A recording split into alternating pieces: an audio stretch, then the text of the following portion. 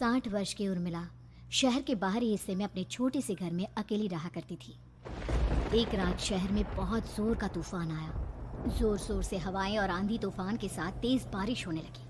उन आवाज़ों को सुनकर कोई भी घबरा जाता, लेकिन उर्मिला घर के सारे खिड़की दरवाजे बंद कर गहरी नींद में सो रही थी। रात के लगभग 12 बजे होंगे कि किसी ने उर्मिला के घर का दरवाज़ा खटखटाया।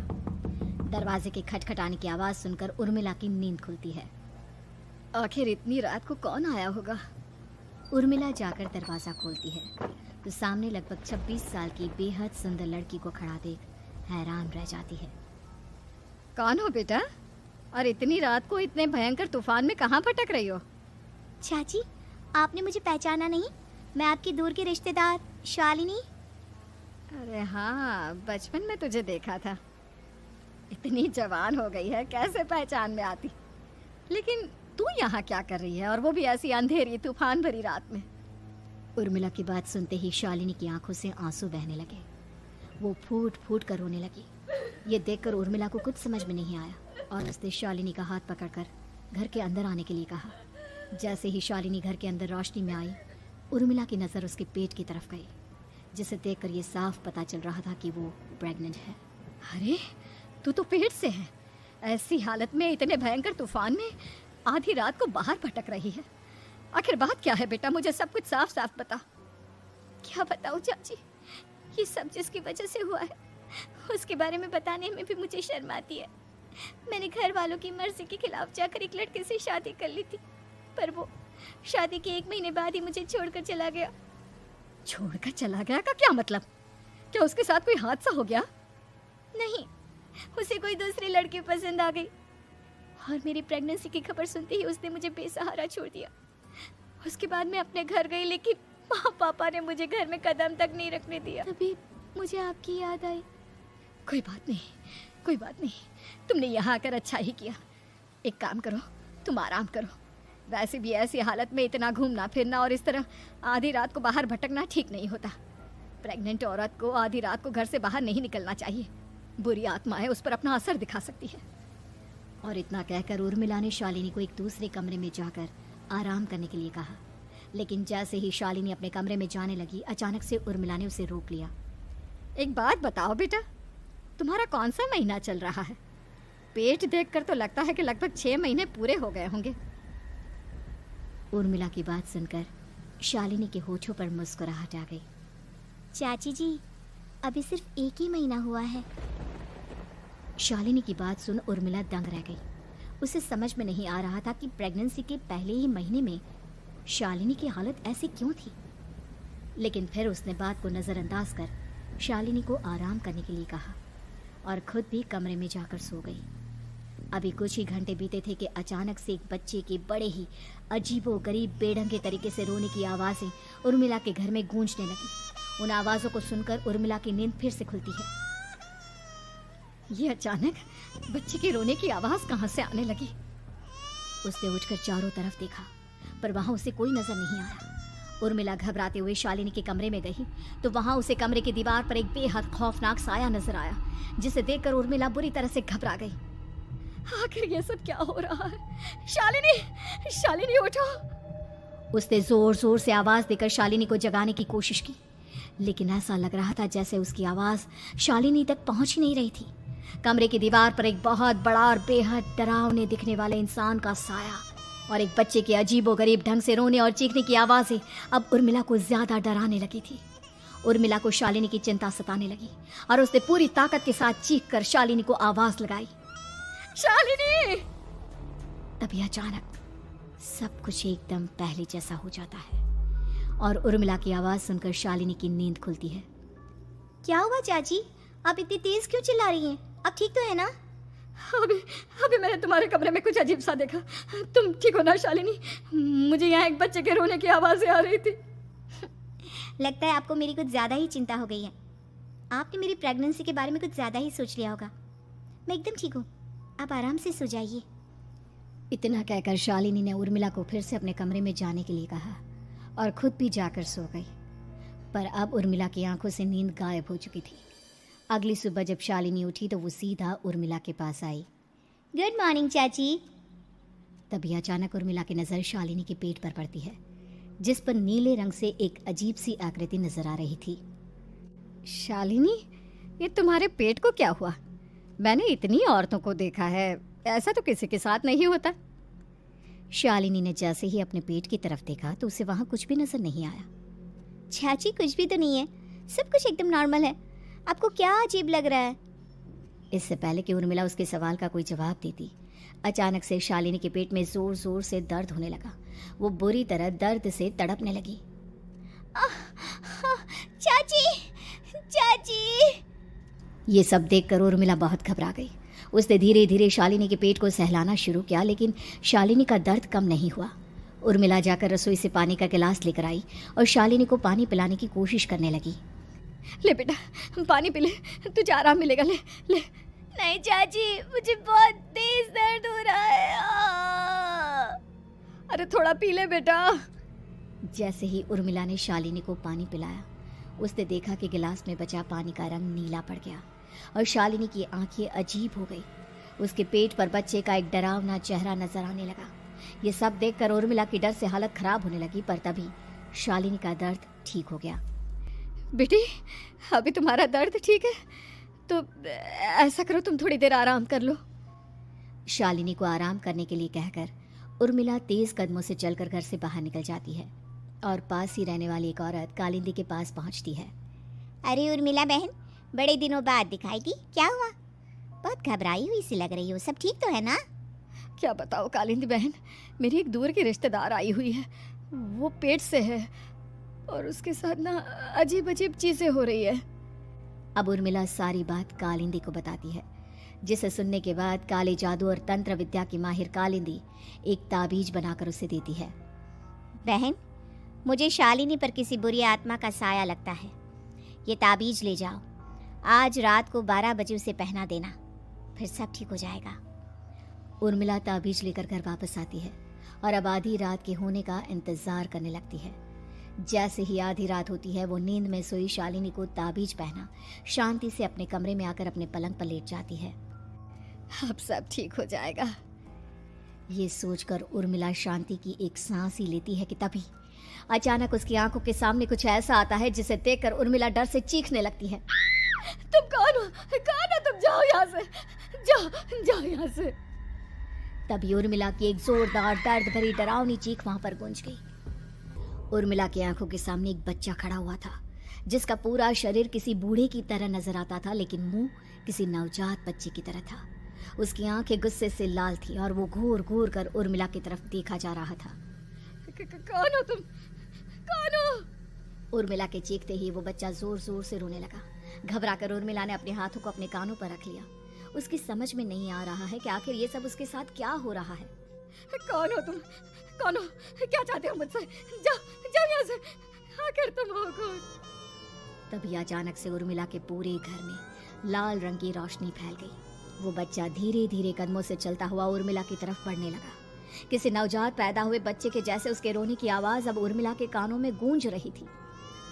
लेकिन कुछ ही सेकंड में वो चुप हो गया और उसने बेहद खतरनाक आवाज में उर्मिला के सवाल का जवाब दिया।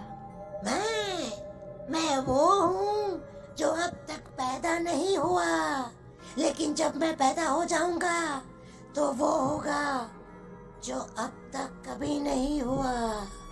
ये क्या कहना चाहते हो तुम? ऐसा क्या हुआ जो अब तक नहीं हुआ?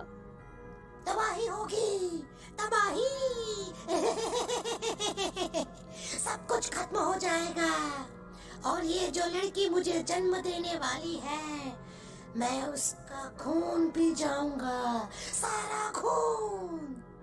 उस बच्चे की बात सुनते ही उर्मिला बुरी तरह घबरा गई। उसका एक बुजुर्ग आदमी जैसा शरीर, एक नवजात बच्चे जैसा चेहरा, ये दोनों ही बातें उर्मिला की समझ से बाहर थी। तभी वो बच्चा अचानक गायब हो गया। घर का माहौल फिर से पहले जैसा हो गया। लाल रंग की रोशनी भी अब गायब हो चुकी थी। उर्मिला दौड़कर शालिनी के कमरे में पहुंची, जहां वो गहरी नींद में सोई हुई थी, पर उसके गले का ताबीज गायब हो चुका था। उठो उठो शालिनी, उठो बेटा, मुझे तुमसे जरूरी बात करनी है। अरे चाची, क्या हुआ? इतनी रात को आप परेशान क्यों कर रही हैं? सब ठीक है ना? अभी जब तुम सो रही थी ना तो मैंने तुम्हारे गले में एक ताबीज पहनाया था। कहाँ गया बेटा, बताओ मुझे। शालिनी ने चारों तरफ अपनी नजरें घुमाकर देखा, लेकिन वहां पर कोई ताबीज नहीं था। वह हैरानी से उर्मिला के चेहरे की तरफ देखने लगी। उसे समझ में नहीं आ रहा था कि आखिर उर्मिला किस ताबीज के बारे में बात कर रही थी। नहीं चाची, यहाँ कोई ताबीज नहीं है। लगता है आपने कोई बुरा सपना देखा है। मैंने कोई बुरा सपना नहीं देखा। खैर छोड़ो, तुम अब सो जाओ, कल सुबह बात करते हैं। डर और घबराहट की वजह से उर्मिला की आंखों से नींद तो जैसे बिल्कुल गायब हो गई थी। अगली सुबह उर्मिला बिना कोई देर किए गांव के बाहर एक छोटी सी झोपड़ी में रहने वाले बूढ़े पंडित के पास पहुंची। पंडित जी, मेरी मदद कीजिए। अरे आओ आओ उर्मिला, क्या हुआ? सब ठीक तो है ना? क्या बताओ पंडित जी, बहुत बड़ी मुसीबत है। मेरी दूर की एक रिश्तेदार लड़की पेट से है और उसके साथ बहुत डरावनी चीज़ें हो रही है। कल रात को तो एक अजीब सा दिखने वाला बच्चा मेरी आंखों के सामने आकर खड़ा हो गया था। ये तुम क्या कह रही हो? मुझे साफ साफ बताओ कि आखिर तुमने क्या देखा? उर्मिला ने अपने साथ हुई बीती रात की पूरी घटना पंडित जी को बताई, जिसे सुन पंडित जी के माथे पर चिंता की लकीरें उभर आई। अनर्थ होने वाला है, अनर्थ। बरसों पहले भी उस हैवान ने एक लड़की के पेट से जन्म लिया था और उसके बाद उस शहर को पूरी तरह से तबाह कर दिया। कैसी विपदा पंडित जी, कैसे बात कर रहे हैं आप? बताइए मुझे, और इसका उपाय क्या है? इसका उपाय तो है, लेकिन बहुत कठिन है। हो सकता है कि उस उपाय को करने के दौरान तुम्हारी जान भी चली जाए। मुझे मेरी जान की कोई परवाह नहीं, पर आप जिस तबाही के बारे में बात कर रहे हैं, बस वो नहीं होनी चाहिए। लाखों लोगों की जान बचाने के लिए मैं कुछ भी करूंगी। तो ठीक है, मेरी बात ध्यान से सुनो। बरसों पहले एक भयानक तांत्रिक ने अपनी तंत्र क्रिया के जरिए एक मासूम लड़की के साथ रिश्ता बनाकर उसके पेट से जन्म लिया था। इस तरह से वो अपने जैसे लोगों की संख्या इस दुनिया में बढ़ाना चाहता था। आपके कहने का मतलब है कि शालिनी के पेट से भी उस शैतान को जन्म लेना है, इसलिए उसने उसके साथ ये सब किया है। ठीक पहचाना तुमने। अब मैं तुम्हें एक ऐसा सिंदूर दूंगा जिसे तुम्हें ले जाकर उस लड़की के पेट पर लगाना होगा। क्या ऐसा करने से सब कुछ ठीक हो जाएगा? नहीं उर्मिला, ये सब इतना आसान नहीं। उस लड़की के पेट पर सिंदूर लगाने के बाद तुम्हें उसका पेट काटकर उस हैवान को बाहर निकालना होगा। नहीं पंडित जी, मैं ये सब नहीं कर सकती। मैं भला एक जिंदा लड़की के पेट को अपने हाथों से कैसे काट सकती हूँ? अगर तुमने ऐसा नहीं किया तो कुछ ही दिनों में वो हैवान उस लड़की के शरीर से जन्म लेगा और उसके शरीर के सारे खून को पीकर अपनी ताकत को बढ़ाएगा। उसके बाद वो धीरे धीरे इस पूरे शहर को तबाह कर देगा। यहाँ पर कोई जिंदा नहीं बचेगा। लेकिन अगर मैं उसके पेट को काट दूंगी तो क्या वो जिंदा बच पाएगी? अगर शालिनी को कुछ हो गया तो, अगर उसकी मृत्यु हो गई तो? ऐसा कुछ नहीं होगा उर्मिला, तुम्हें अपने मन को पक्का करके ये काम करना ही होगा। सिंदूर लेने के बाद उर्मिला झोपड़ी से बाहर निकलने ही वाली थी कि तभी पंडित जी ने उसे पीछे से आवाज देकर रोका। उर्मिला, उस लड़की का पेट काटकर हैवान को बाहर निकालना ही काफी नहीं होगा। तुम्हें ध्यान रखना होगा कि ये सब करते हुए उस बच्चे का जो आधा बूढ़े का शरीर है उस पर सिंदूर की एक बूंद भी ना लगने पाए, क्योंकि अगर ऐसा हुआ तो वो तुम्हें और बाकी सबको कच्चा खा जाएगा। पंडित जी की बात सुन उर्मिला की आंखें फटी रह गई और उसके शरीर में डर की लहर दौड़ गई। फिर भी उसने हिम्मत की।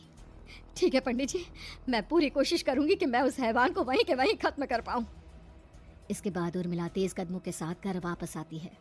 दिन बीतता है, रात का अंधेरा छाने लगता है। शालिनी खाना खाकर सोने चली जाती है और उर्मिला लगातार उसके गहरी नींद में सो जाने का इंतजार करने लगती है, जिसके बाद उर्मिला दबे कदमों से शालिनी के कमरे में पहुंच गई। मुझे ये करना ही होगा। अब उर्मिला ने धीरे धीरे शालिनी के पेट पर पंडित जी का दिया सिंदूर लगाना शुरू किया। उर्मिला के हाथ बुरी तरह से कांप रहे थे। उसके एक हाथ में चाकू था जिससे वो पेट काटने वाली थी। उर्मिला ने एक नज़र शालिनी के चेहरे की तरफ देखा और फिर डरते हुए उसके पेट पर चाकू चलाना शुरू किया। कमाल है, मैं इसका पेट काट रही हूँ और ये आराम से सो रही है। इसे दर्द नहीं हो रहा क्या? तभी अचानक उर्मिला के कानों में बच्चे की रोने की आवाज़ सुनाई देने लगी। उसने घबराकर चारों तरफ देखा पर वहाँ पर कोई नहीं था, बस रोने की आवाज़ लगातार आ रही थी। उर्मिला बिना रुके लगातार शालिनी के पेट को काटती रही। उसे इस बात का भी ध्यान रखना था कि सिंदूर बच्चे के बूढ़े आदमी वाली शरीर के हिस्से पर ना लगे। कुछ ही देर में वो हैवानी बच्चा उर्मिला के हाथों में था। उसने बड़ी ही सावधानी से उस बच्चे को बाहर निकाला और पंडित जी के कहे अनुसार उसे घर से दूर जलाने के लिए ले गई। पर तभी उसके सामने वही बूढ़े शरीर और बच्चे के चेहरे वाला बच्चा आ गया। अपनी गोद में और सामने भी बच्चे को देखकर उर्मिला हैरान रह गई। मुझे मारोगी? मुझे इतनी हिम्मत कैसे आ गई तुम्हारी? तुम पैदा नहीं हुए हो और मुझे पता है जब तक तुम्हारा जन्म नहीं हो जाता तो मुझे कुछ नहीं कर सकते। इतना बोलते ही उर्मिला तुरंत उस बच्चे को घास के ढेर पर फेंककर उसमें आग लगा देती है, जिसके तुरंत बाद वो बूढ़े आदमी के शरीर और बच्चे के चेहरे वाला अजीब तांत्रिक का भूत भी वहां से गायब हो जाता है। कुछ देर बाद उर्मिला घर पहुंचती है तो वो ये देखकर हैरान रह जाती है कि शालिनी का पेट अपने आप जुड़ चुका था। शुक्र है भगवान का और उन पंडित जी का, अब सब ठीक हो जाएगा। सुबह शालिनी सोकर उठती है तो अपना पेट देख पूरी तरह घबरा जाती है। चाची, चाची ये सब क्या हो गया? मेरा पेट अचानक कम कैसे हो गया? मेरा बच्चा कहाँ गया चाची? बेटी, वो बच्चा नहीं एक खतरनाक तांत्रिक था जो तुम्हारी कोख से जन्म लेकर सबको मार देना चाहता था। वो पैदा होते ही तुम्हारी जान भी ले लेता, इसलिए मैंने पंडित जी के बताए उपाय से उसका खात्मा कर दिया है। अब सब ठीक है। शालिनी को उर्मिला की बात समझ में नहीं आती, जिसके बाद शालिनी को पूरी बात उर्मिला आराम से समझाती है। अब वो दोनों ही भगवान का शुक्र अदा करती हैं और एक साथ रहने लगती हैं।